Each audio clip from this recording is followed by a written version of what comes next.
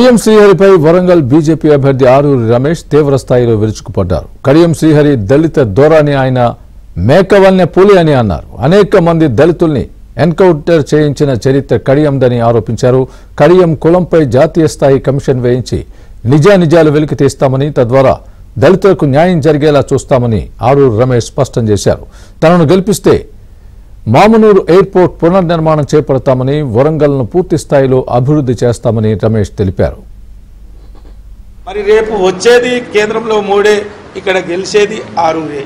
మరి నువ్వు ఎంపీ మీ కూతురుగా గెలిస్తే అసలు అభ్యర్థి మీ కూతురా నువ్వా ఆలోచించుకునే పరిస్థితుల్లో ప్రెస్ మిత్రులు కానీ ప్రజలు కానీ ఉన్నారు.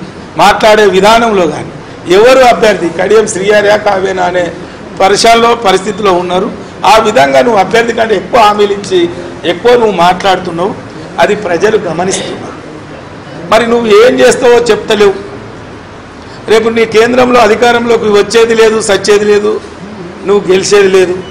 వచ్చిరాని మాటలు, వచ్చిరాని హామీలు. మరి నీకు భయం, ఓటమి భయం పట్టుకొని ఇప్పటికే 3 పర్యాయాలు, ఈ రోజుతో 3 పర్యాయాలు సీఎం గారు వస్తున్నారు.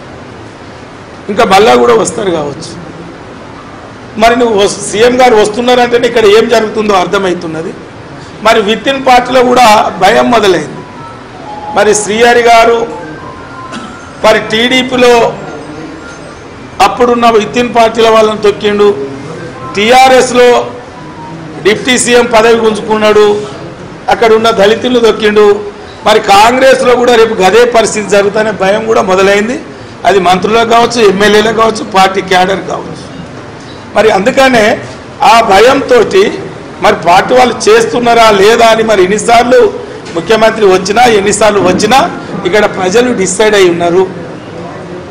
మోడీ గారిని ఆశీర్వదించాలి, మోడీ గారిని ప్రధాని చేయాలి.